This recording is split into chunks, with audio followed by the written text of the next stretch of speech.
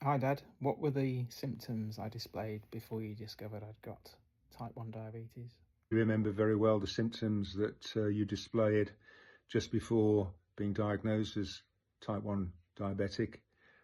We'd been in the States on a family holiday and you'd exhibited symptoms including constant thirst, frequent need to go to the toilet to pee, and increasingly we became concerned that it was apparent you may be losing weight.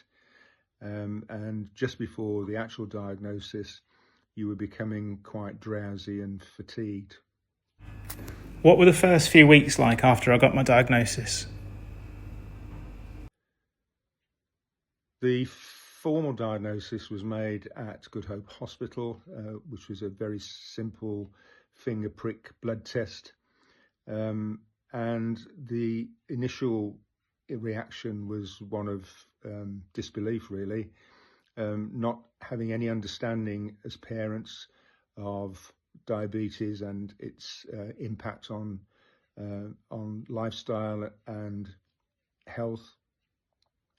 There was no Google, and I do remember what I would call the brutality of the diagnosis.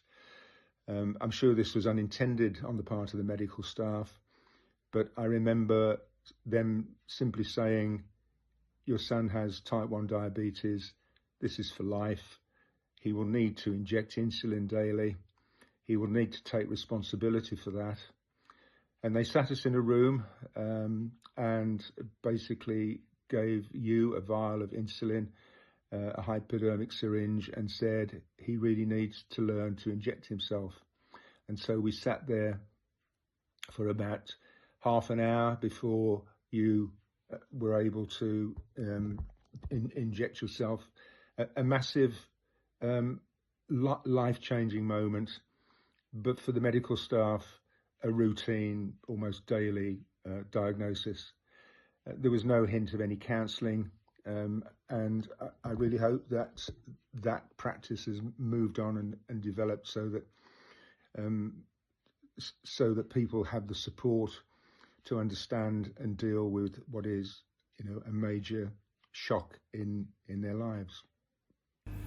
Did I follow the rules and accept being type 1 diabetic as a kid? I think as a kid, as we became, or you became, in particular, more confident in managing the diabetes and in particular the medication regime, that you were good. You were excellent, in fact. Didn't interfere with your school life, as far as we were aware. And I have to say that at the time you were playing rugby for Sutton Coldfield under 10s, that you were desperate to continue that. It clearly did have a potential impact on playing rugby. But the one thing that I will always be proud of is that you continue to embrace it. And indeed, at the end of that season, the first season that you played, having sustained a diagnosis of diabetes, was that you won Player of the Year. And that was no sympathy vote. That was because of guts and talent. So that's a brilliant memory associated with that time. Have there been particular moments that have been difficult for you to watch?